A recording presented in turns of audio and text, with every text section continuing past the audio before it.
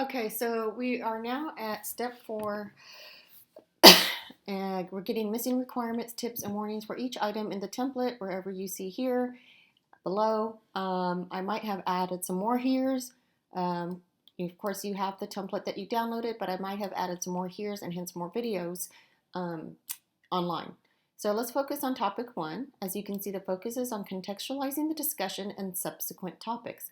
So the overall purpose of this assessment, of course, is to reflect on and discuss your development of your analytical skills from the standpoint of philosophy, to reflect on, analyze, interpret, make sense of your ability to learn from learn from philosophy about argument analysis and clarification, and your ability and competence in developing capacity with respect to what was taught when making sense of your own arguments. And of course, by implication, you should be able to do that with the arguments of others, or at least be more equipped to do so. So in the first topic, you're kind of setting the stage for that. You're providing context. The A-level response is going to have an introductory sentence. While this is no longer an essay, you still need to write really good, solid paragraphs, the kinds that you might find in a paper or an essay. So you should have a sentence that tells me what you're going to be focusing on at the beginning of this paragraph. So you can start off with something like, in this paragraph, I will be focusing on, or you could even start from here, I will be contextualizing the discussion and subsequent topics. Or you could say, in this paragraph, I will be focusing on, and so look at these questions. What are they all getting you to do? They're getting you to give what? Definitions, right? At least in these first two questions. And you can say, as well as giving some context about, my applying these terms. So to get the official, as you can see, I have the questions. So then you're going to answer the questions after you do your topic sentence. What official definition for argument have we been working with? What was the official definition for clarified argument? So do not rely on your memory. Memory is faulty and imperfect, and I do not think you should rely on your notes if you took notes, because you may not have the exact definition that I want you to use.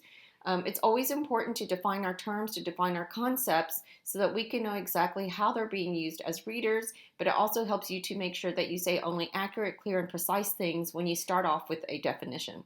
So to get the official definitions, you will be clicking here and here.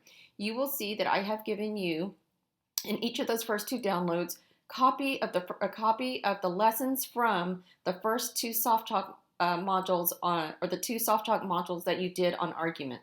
So this is the first download, and you're going to go directly, you're going to go through all of this. Here you do get an initial definition for argument, but it's not precise or exact enough, so don't use that one. Go to this page where it says official definition and explanation. Here you can see you have the official definition for argument. You will need to go to the other download to get the official definition for clarified argument. Just like this one, you will see the definition for the official definition for clarified argument inside a text box like this. Now, whenever you're citing definitions, you have to make sure that you use an introductory clause telling me what it is you're about to give the definition for. So you have to say, the term argument has been defined as, or in this class, the definition that we're working with for argument is. So that's what you call an introductory clause, comma, and then you have to put quotation marks around this entire thing. So you're going to copy and paste or type up this entire thing, put quotation marks around it, or you will lose a lot of points for committing a kind of academic dishonesty, intentional or otherwise. You're not going to pull anything else from this lesson. All I asked for was the official definition with respect to that prompt. Okay, so then of course you'll click on here to get the official definition for clarification. So going back to topic 1. So to which arguments did you apply these definitions and all that was taught about argument analysis and clarification? So again, you're contextualizing. First, you're defining important terms that you will be using throughout the rest of this assignment, and then you're giving me the gist, a little bit of detail about what it was that you were applying these definitions to. So while I did give you the definition for argument while you were constructing arguments, and you used the definition to construct arguments, You're not to talk about that at all. That's irrelevant to the focus, the narrow focus of this week 8 task. So think about it. I have given you feedback on at least 3 arguments to which you applied. Where did those arguments come from? When did you first construct those arguments? Do you remember the week? You can go into the gradebook and figure it out. During which week did you construct arguments? And then look at the arguments. What did all the arguments focus on? What did they all have in common? They were all focused on what contemporary moral issue? And then you can give me a sentence that gives me the gist of each of your arguments.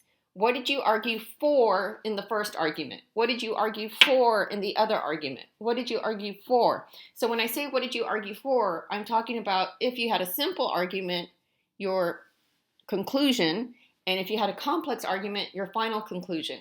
Now, to make sure that you do not say something inaccurate about your arguments, make sure you look at the feedback that I gave you for each of your argument markups and clarifications and reformats and and whatnot, because you might have said something inaccurate. So if you tell me that you argued for something that is not the main point of that passage or paragraph, then you can lose points. So maybe you identified the first statement in your paragraph as a premise when actually it was a conclusion. Look in the feedback and see if I corrected you on that so you don't say something false about your argument.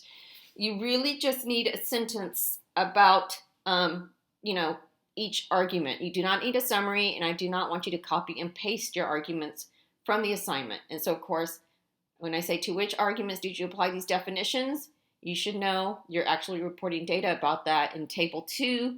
Just go to your gradebook and look for that assignment where you constructed your arguments that you've analyzed throughout the semester. Okay, so that is all for topic 1.